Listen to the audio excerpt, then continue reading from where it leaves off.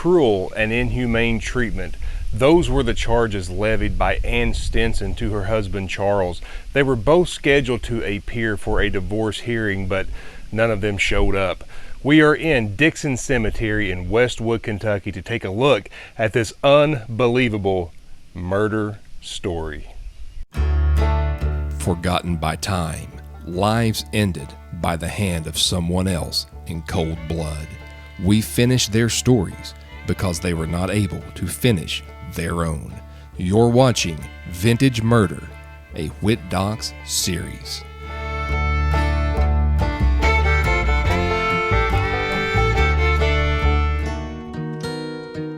By all accounts, Charles Stinson had everything going for him. He was well respected and even a leader. As a matter of fact, he represented the Brick and Clay Workers Union at the AFL convention in Atlanta, Georgia. Born in Halderman, Rowan County, Kentucky, he appeared to be well on his way to a successful career, already well established in his trade. His second marriage was to Ann Flincham from Boyd County, Kentucky. We found records of a first marriage, but no marriage details beyond that. The grave of Ann Flincham Stinson is what brings us to Dixon Cemetery in Westwood, Kentucky today, and this is where this story begins to take a dark turn. By the records that I have found, it is obvious that Charles and Ann Stinson had a tumultuous relationship. By this time, Charles Stinson and his wife were living in Ashland, Kentucky.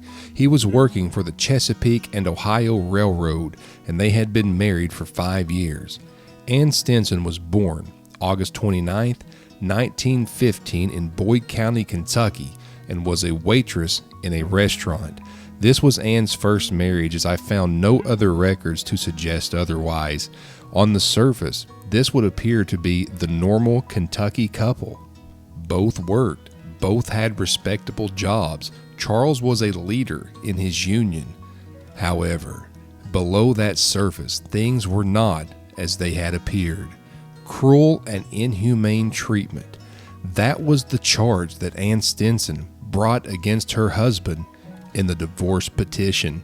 Whatever happened between the two, and I'm not here to pass judgment, I'm here to pass along my findings, wasn't good.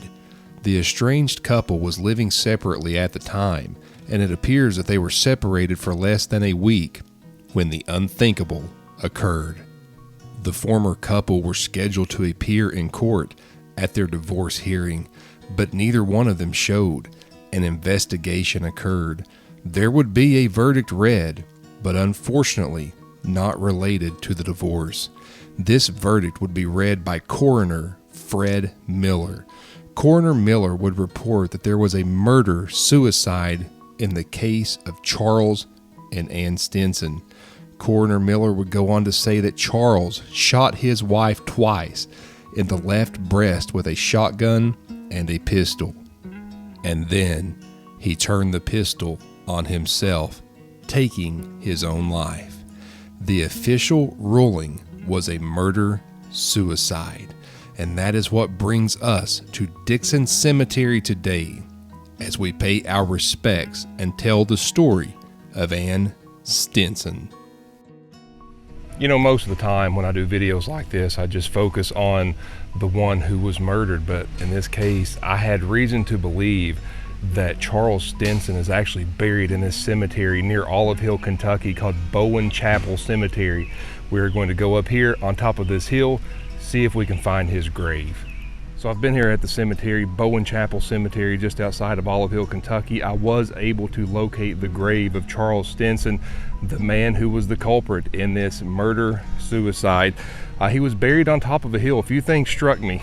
Under a tree branch, which that's common, but there were signs that someone had actually been here at his grave because something was left on it, which kind of surprises me. You know, most of the time when you have someone charged in a murder or suspected of a murder, not too many decorations. So it makes me wonder if this was some sort of descendant or something like that who wasn't aware, or maybe just a volunteer who wasn't aware of the situation. And I am on my way back up to the grave of Charles Stinson. He was also called Mance. I'm assuming that was a nickname, Mance. Different records I found reflect that nickname.